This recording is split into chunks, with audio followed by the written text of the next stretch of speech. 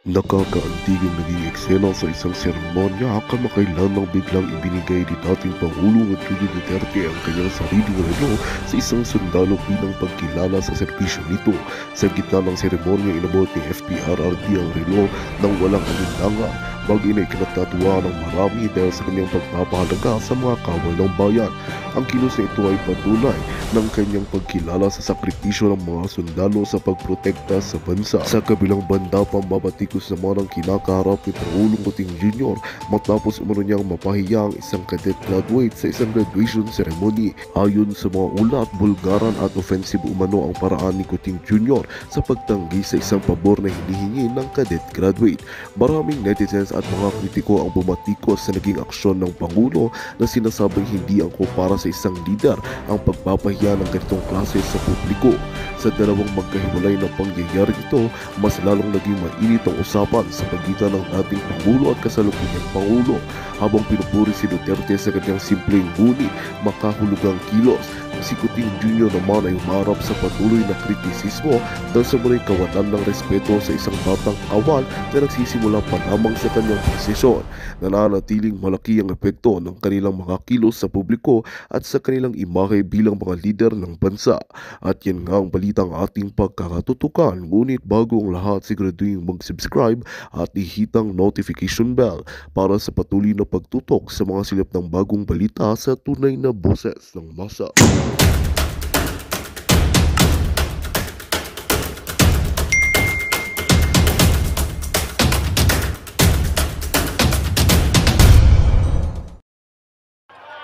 Kasi tinuro niya yung wrist eh. Ayan o mga kababayan, oh, kinuha niya yung relo ni Tatay Digong. Grabe oh. Yan ang aking presidente. Ihanda niyo na ho yung inyong mga panyo. Alam ko naman na miss niyo na yan ang kantang yan. Ihanda niyo na ho yung mga panyo. Alam ko miss niyo na yung tunog na yan. Sabi ni Jackie Perez, samahan po namin siya maghukay. Tulong ako. Gusto mo magdala din ako ng show. Nag-ano na nga ako, di ba? Nag-volunteer na ako. Bago natin pakinggan yung mga punto de vista nitong si Atty. Trixie Cruz Angeles dyan sa naging press con nitong si Vice President Sara Duterte. Nakita nyo naman ho yung ating thumbnail. Mga kababayan, dito ho sa video na to, ipapakita ko ho sa inyo ang kaibahan nitong si dating Pangulong Rodrigo Duterte at nitong si Marcos Jr. Ito ho ay ilan lamang sa napakaraming pagkakataon na pinakita nitong si dating Pangulong Rodrigo Duterte ang kanyang pagmamahal sa ating mga mandirigma. Ito ho mga kababayan ang mga larawan na kung saan siguro yung isang mandirigma na yon, yung isa sa ating mga sundalo, naalala ho niya na itong si dating Pangulong Rodrigo Duterte, hinubad ho niya ang kanyang relo at ibinigay sa isang sundalo noong 2019, PMA graduation. Ito ho mga kababayan, ito ho yung ilan lamang sa mga larawan na kung saan dito ho natin makikita hindi ho materyalosong tao itong si dating Pangulong Rodrigo Duterte. Siya pa ho ang nagpasuot sa isa sa ating mga bagong sundalo noong mga panahon na yon. At siguro itong PMA graduate na to, yun nung tinutukoy na tong si Vice President Sara Duterte, malamang sa malamang, meron ho tayong nabasa sa comment section. Baka daw merong pulburon yung relo nitong si Marcos Jr. kaya hindi niya pwedeng ibigay. Posible, di ba? Hindi ho malayong mangyari yun na merong pulbo yung kanyang pag pumapasok siya sa CR, yung pulburon niya nandoon, pagka naisipan niyang gusto niya nang magpulburon, punta lang siya sa CR, sabay laklak niya na ng pulburon. Ito mga kababayan, panoorin ho natin to. Para sa mga bago lang ho sa PH Update.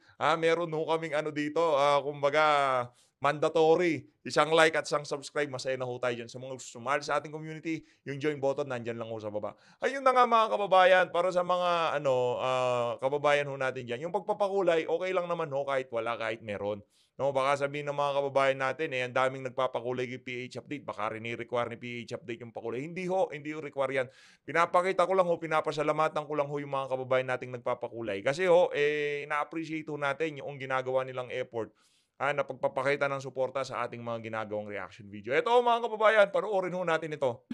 Lieutenant General Ronnie S. Grabe Evangelista, Armed Forces of the Philippines, the Commandant of Cadets, Brigadier General Bartolome Ayan ho. Vicente O. Bacaro, Armed Ayan ho, Forces mga of the kababayan. Philippines, Oh. and the head of the academics Dito group, sa ano na to, Brigadier General Cheston D. Valencia, Armed dito Forces sa of ano the na to, Philippines. sa pagkakataon na to, Thank you Oh. for being part of another milestone Relo. in the history of the Philippine Military Academy. Hmm. To our graduates, the members of PMA Mabalasi Class of 2019, we bid you farewell Mabalasi and God bless. Class. Maraming Tinatanong ni salamat Tatay po Diggs sa kung inyong sino yung lahat walang at relo. mabuhay ang Republika ng Pilipinas. Kasi tinuro niya yung wrist eh. Ayan ho mga kababayan, oh. Kinuha niya ho yung relo ni Tatay Digong. Grabe oh. Yan ang aking presidente. Ihanda niyo na ho yung inyong mga panyo. Alam ko naman na miss nyo na yan ng kantang yan. Ihanda nyo na ho yung mga panyo. Alam ko miss nyo na yung tunog na yan. Tayo din naman ho, miss na natin yan. Yan ho ang presidente natin. Yan ho ang sinusundan natin. Yan ho ang kung anong sabihin ng mama na yan. Yung presidente na ho na yan, siya lang ho ang nakita natin na nagpakita ng totoong pagmamahal para sa sambayan ng Pilipino. Kaya pasintabi para dun sa mga politiko ngayong mga panahon na to na akala mo kung sino sila, kung makapagsalita pagka sinabi nilang mahal nila ang sambayan ng Pilipino. Pero peki hulat yun. Marami hong huwad at mapagpanggap. Hindi hulat ng nakikita nyo sa social media. Totoo yan. Okay, hindi ho lahat ng nakikita nyo. Makikita nyo yan sa track record kung saan ba galing yung mga politiko na yan, yung mga individual na yan. Makikita nyo yan, makikita nyo at mararamdaman nyo yan mga kababayan. Base sa ating nasubaybayan sa hindi naman sobrang haba, since 2016 lang naman tayo dito. Etong si dating Pangulong Rodrigo Duterte lang ho, sa kanya lang ho natin nakita yung mga ganyang klaseng galawan. Tapos na ho dyan ang programa pero ginawa pa rin ho yan itong si dating Pangulong Rodrigo Duterte. At dahil dyan, Tatay Diggs, karapat dapat ka lamang palakpakan. Saludo. Saludo ho tayo dito kay dating Pangulong Rodrigo Duterte. Alam nyo, ito, isang trivia. Isa ho sa mga pangarap natin ang magsundalo. Yan yung mga pangarap na hindi ho natin nakamtan. Hindi ho tayo nakapagsundalo. Isa ho sa mga pangarap natin yan, maging sundalo. Kaso hindi ho yun ang tinakda ng tadhana sa atin. No, hindi ho yung pagiging sundalo. Pero isa ho yan sa mga naging pangarap natin. Noon nga mga 5 years ago, nag-isip-isip po tayo na gusto natin pumasok sa parang reservist, parang gano'n. Kaso hindi ho na-push eh. Na-push ho yung pagre-reaction video. Saludo kay Tatay Digong. Saludo. Yan yung ganyan yung leader natin, di ba? Yan. Galing ni Tatay Digong. Oh. Siguro yung graduate na yon naalala niya itong si Tatay Digong namimigay ng relo. Di ba? Namimigay ho ng relo. Ngayon naman ho, sa bahagi ng video natin na to, panuorin naman ho natin yung PMA graduate noong ngayong taon na to, 2024, para makita nyo ho yung kaibahan ng kung paano tratuhin nitong si Marcos Jr. ang ating mga sundalo at nung panahon ni dating Pangulong Rodrigo Duterte. Naku, hindi pa ngayon dapat ilalatag itong mga ganitong klaseng video di ba? Dapat ilalatag pa lang to sa 2028 parang mali. Okay lang, sige, latag na natin. Wala, nandyan na yun game. Eto ho, napakahirap hanapin. Makikita nyo na ho ang kaibahan. Halos 30 minutes ho natin ginanap itong portion na to. Eto mga kababayan, dahil sobrang saludong-saludo ako sa mga kasama natin dito sa PH Update. Pinakita natin yung kay dating Pangulo Rodrigo Duterte. Ngayon, ipapakita ho natin itong kay Bangag.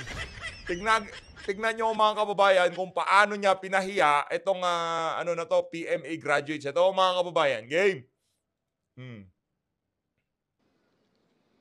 Cadet First Class, Jemver Soriano, Lingayen, Pangasinan. Lingayen, Pangasinan. Ayan lalakad itong si Denver Sir, pwedeng akin na yung relo mo, ganda Meron kasi tayong dito tradition Ayan Cadet First Class. Grabe Ayun, ganun lang ho kabilis. Ulitin ho natin First Class, Jemver Soriano, Lingayen, Pangasinan. Sir Jember, pagka nagkita tayo Bigyan kita relo, sige. Ano gusto mo, patek pilit? Puntahan natin si Atras Abante. Ayan o, si Sir Denver Soriano. Ayan o. Grabe naman yan.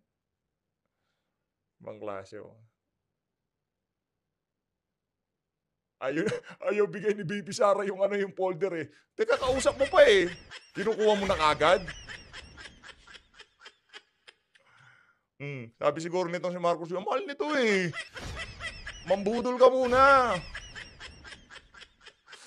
Tama naman si Attorney Trix eh. Pwede niya namang sabihin na, hindi pwede to, merong sentimental value sa akin to. Binigay to sa akin ni Butod, hindi ko pwede ibigay sa'yo to. Di ba? Padalhan na lang kita, asan na address mo? Padalhan kita, ano bang gusto mong relo? Gusto mo ba ng Rolex? Di ba? Yung 5 ang kamay? Di ba? Pwede naman ho eh. Kaso, pinahiya mo bata, di ba? Napahiya siya kasi kay dating Pangulo Rodrigo Duterte, hindi hinihingi, binigay niya, tinignan niya yung wrist. Tingnan ko, wrist mo bata, kung may relo ka. Walang relo, bigay kay Tatay Tico. Pero itong isa na to mga kababayan, sa bagay, no? Baka mamahalin yung relo niyo dyan. Oh. Tinawanan lang ho niya. Ayun na nga mga kababayan, dito sa bahagi ng video natin na to, baka ito ho yung relo, ha? Dito sa bahagi ng video natin na to, alamin ho natin, tingnan ho natin yung ilan sa mga relo netong si Marcos Jr. 10 million nga naman yan eh. Bakit niya ibibigay sa'yo? Diba? Hindi naman pwede yun, sir. Pinaghirapan niya yan eh. Matindi-tinding pambubudo lang ginawa niya bago niya na yan. Di ba? Matindi ho yan mga kababayan. Isa lang ho yan sa mga relo nitong si Marcos Jr. Meron ho siyang ano ba yan? Di ho natin alam eh. PMA graduate. Can I have your watch, Mr. President? Why will I give you my watch, PMA graduates? Oh. Kasi bastos ka ha. Bastos tong na to ha. O sige na mga kababayan, punta na ho tayo kay Atty. Trixie Cruz Angeles. Kay Atty. Trix na ho tayo. Game. Yun yung gusto ko eh. When she decides that she's going to be to tell it like it is, she doesn't sugarcoat anything.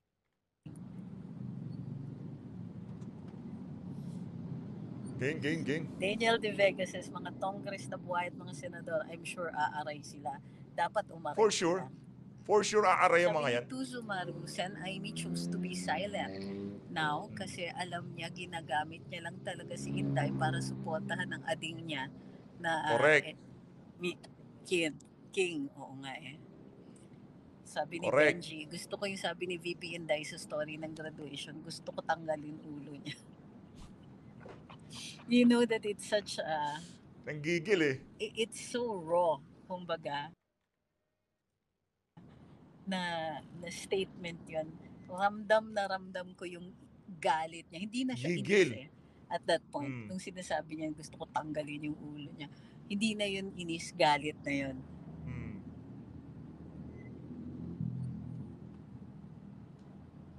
Sabi ni Cutie Cherko, si BBM kasi pag nagsasalita, magaling naman kaya nahihikayat si VP. Favorite ko yung... Hindi siya magaling. Sa totoo lang, hindi magaling magsalita si Marcos Jr.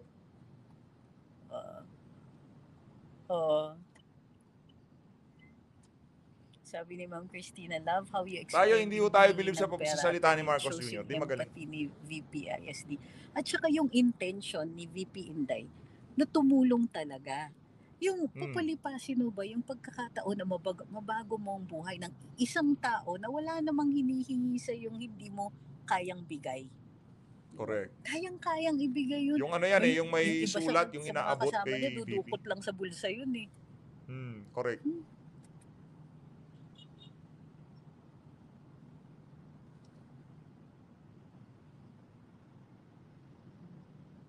Ariel De Castro, VPSD asintado asin sa mga oo nga naman. So, sabi ni Opportune Sickness, Attorney, wag mo nang pagtanggol si Inday. I've watched the press con ni VP. She definitely needs therapy, especially CBT. What is CBT? Well, para sa akin, it's like primal scream eh. Na hindi ba pwedeng magalit ang isang tao? Diba? Hindi ba pwedeng yung galit siya to the point where raw and unfiltered yung mga sinasabi niya.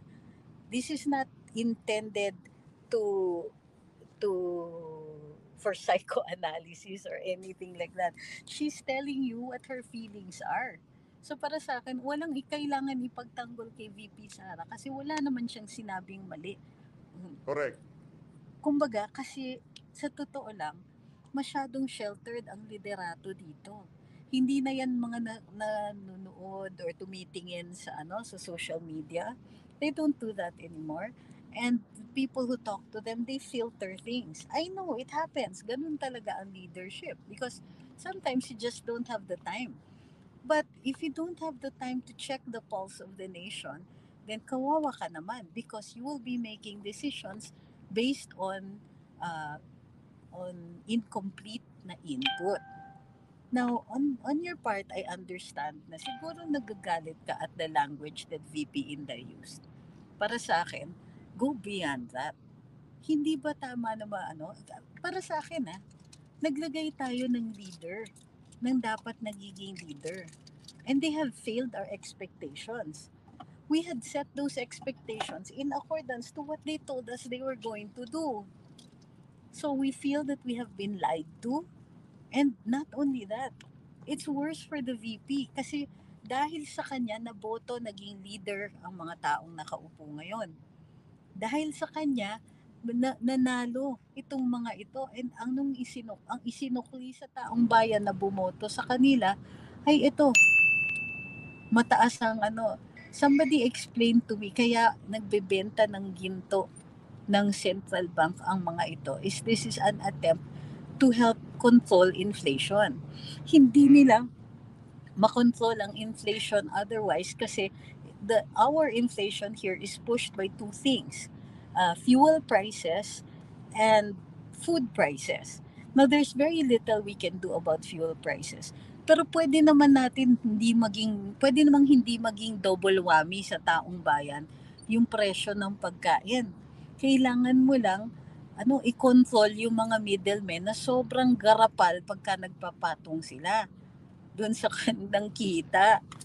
And instead of taking care of that, wala lang. So, eto tayo, hopeful. Eto si Inday, tumulong pa para yung mga hopeful na yan ay makuha nila this particular leadership. And then the once nakaupo na, anong ginawa? Hindi lang si VP Inday ang ginigipit at nasasaktan. Hindi lang ang pamilya niya. Ngunit lahat ng konektado sa kanila, lahat ng at pati ang taong bayan. Sino ba naman ang gustong umupo na leader at makita na ginugutom ang mga tao? Ito lang po, deadma yung issue ng pagkain. Sabi ni Fred Sanke, is this the beginning of bigger discontent towards BBM admin led by VP Sara? Is she awakening people's pagkabuiset? I don't know if it is intentional, but certainly that is what's happening.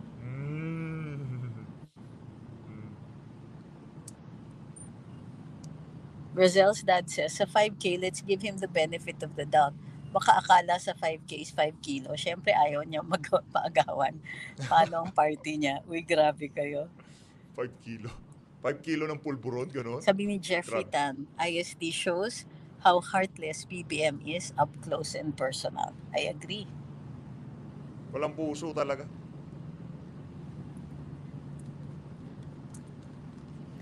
Paniguradong merong aaray, Attorney Twig, sabi ni Isagani Riego Zulueta. Lupit talaga ng ating VP. Galing. Magaling ho. Magaling yung ranchada niya kanina. Kylie says, how about kay Tambi about Susuhol? Is that true? Ito ba yung in-expose ni Sastrogando Sasot? Yeah. I think so. Well, that was my conclusion anyway. But let me double check that. Ma'am Edna says, bawi na lang yung 32 million and more na nagluklok kay Budol King sa Malacanang. Yun din na magpapabagsak kay Budol King. Huwag iboto mga senatorial candidates niya in 2025.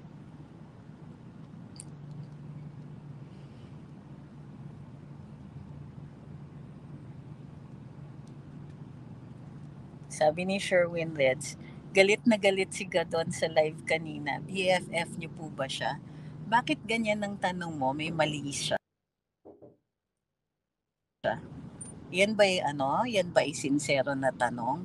Unang-una, kung napanood niyo si Larry kanina, bakit noon nung ako yung binabash niya, hindi mo napapanood? Correct. Tapos tatanungin mo ko kung ako BFF niya. Nung tagal-tagal na niya akong inaano, hindi lang nilalaglag, pero kung ano-anong pinagsasabi, parinig ng parinig. Tapos sasabihin mo ganyan, anong pakay mo sa tanong mo? Malamang sa malamang, pakawala yan Sabi itong si ni Larry Emma, Gadon. love the style of Inday when she's kinda mad. Sabi ni Carlito, yung sabi ni VP na ako, I have 5 impeachable offenses. Meron ako dito listahan ng 5 impeachable offenses niya. Pero lulusot ba ito sa House? Baka, hindi. Sabi niya. So, sinong nanood kay LG kanina, baka pwede niyong ikwento nga kung anong sinabi niya. Pero wag naman kayong malisyoso magsabi, BFF mo siya, ang tagal-tagal na niya akong binabash. Tapos ganyan ang sasabihin niyo. Medyo hawkalos, no? Pupunta kayo dito para magbitiw ng malisyosong statement. Parang tama ba yun? I mean, really, anong ginawa namin sa'yo? Anong ginawa ko sa'yo para mag-meditate ng ganyan? Inggit ka.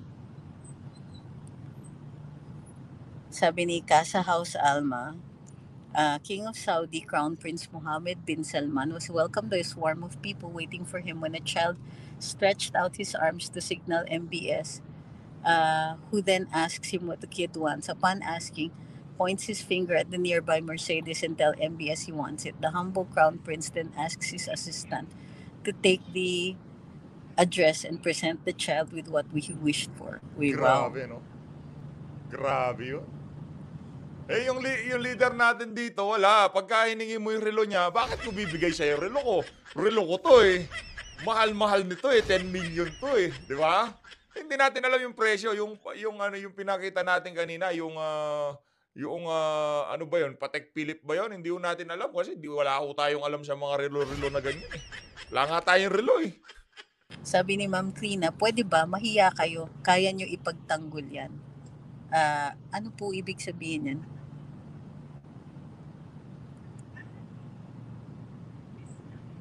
Psychologist din, di ba si VP Sara? Physical therapist. Physical therapy. Way I see it, Okay. says, mabigat na yung drug me to health statement na yun. Mas mabigat pa sa mga parehong statement ni FPRD. Sabi ni Dolce Vita, napaka-touching ng convo nilang magkakapatid. Paligsahan ng improvement sa city nila. How admirable kung ganyan sana mag-mindset ng ibang politicians. Ang layo na ng narating ng Pinas. Correct. Kaya nga, no? Kaso wala ho eh. Sabi ni Felix, they need me, I don't need them. If God permits, babawiin natin lahat yan. To send Amy, tumigil na kayo or else hukayin ko yung tatay nyo at itapon ko yan sa West Philippines. Yun yung matindi, no? Yung matindi. Yun yung pinaka-epic. Like that, but close enough. Para sa akin ha, yung buong press con nitong si VP Sara, yun yung pinaka-kumbaga, yun yung pinaka-climax eh, nung binanatan niya tong magkapatid na to. Pagka di kayo tumigil, pupunta ako sa libingan ng mga bayani, kukunin ko ang labi ng ama nyo, itatapon ko sa West Philippines. Yun talagang matindi doon. Mga wala kayong utang na loob, mga walang hiya kayo, parang gano'n eh, no? Ibang klase talaga tong si VP Idol. Pagka ganun ho, automatic na alam nyo na ho kung ano yan. Saludo, di ba? Type saludo sa comment section kung saludo kayo doon sa ginawa na yon itong si VP Sara. Tuloy. Galing. Sabi ni Ramon, ngayon ko naramdaman na galit na talaga si VP Sara dahil ayaw siyang pigilan ng mga alagang buhayan ni BPM.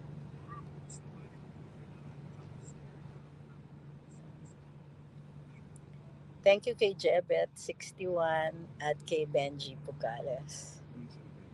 Nel says, wala akong pag-asa si Amy kapatid and pinsan pahamak.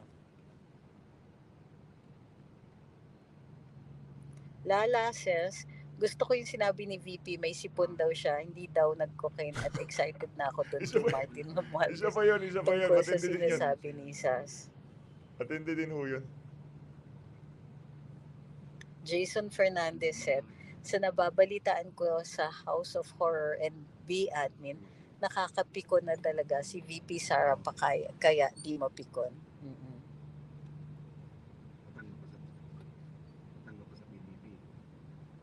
Sabi ni Moonster, I feel betrayed and I am so pissed off and ashamed sa boto ko.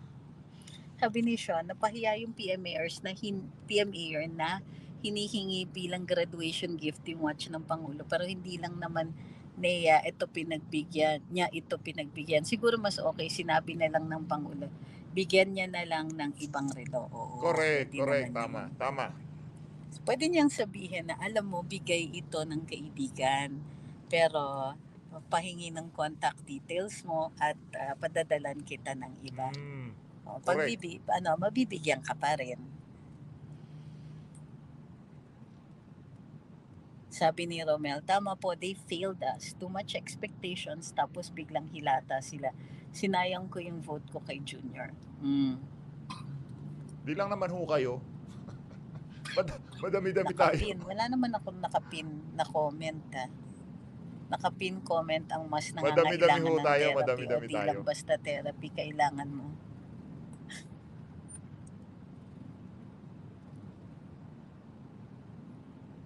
Three more years pa, sabi ni Fides. After that, never again to Marcos. Weng Duklayan says, talaga pong umaaray ang mga sinungaling at mga duwag sila, lalo na si Tambalustay na walang nagawang umaaray na si Tambalustay. Sus, hindi ka makadecide kung anti-Duterte ka o pro ka, no? So you have very, very confusing statement. Sabi ni Wilma, ako happy na mabanggit ni VP Sara na gusto niyang tanggalin ang ulo. Too obvious po na walang utang na loob at powerless, especially kay Mrs. Sabi ni Candy, they can't put the Dutertes down. I was really touched about the student who was asking for the watch. BBM can just tell that student that he will give him another kind of watch. Ang VP ba pwedeng magpasa ng impeachment complaint sa presidente? Magpasa? What do you mean magpasa? You can file, and anybody can file an impeachment complaint. Pero unang-una, bakit naman natin aasahan na si VP ang gumawa nun? She can be supportive of it. Normally, pagka ganyan, nakaupo sa pwesto, iba po yung nagfa-file. Pero yung opisyales ay tumutulong by supporting it. But if you mean, maaari ba siya bilang VP ang mag-file? Hindi po yan kasama sa kanyang mandato at hindi po yan kasama sa mga pwede niyang gawin. Although it is not included sa mga hindi niya pwedeng gawin. Pero yung sinasabi mong magpasa, Kongreso lang po ang nagpapasa. Sabi ni Jackie Perez, samahan po namin siya maghukay. Tulong ako. Gusto Ako mo din. magdala din ako ng show. Nag-ano na nga ako, di ba? Nag-volunteer na ako. Sabihin lang ni VP Sara, madami-dami tayong pupunta doon sa libingan ng mga bayani. Kahit gaano karaming bantay pa yan, dadala tayo ng napakaraming pala. Isa ako sa mga, maso ba yun sa akin? Pala, kahit ano ba yun sa kanya? Yung ang tawag doon, yung parang square. Kung square, kailangan natin dyan, maso. Hindi natin kailangan yung pala dyan. Magandang balita ang hatid namin sa inyo ngayong araw. Sa pagtatapos ng aming balitaan, nagbigay kami ng mga mahalagang impormasyon. Maraming salamat sa pagtutok at pagsuporta sa aming programa. Huwag kalimutang manatili sa mga susunod na araw para sa mga bagong balita at mga kwento na dapat nating abangan. Mula sa Boses ng Masa, magandang araw, Pilipinas!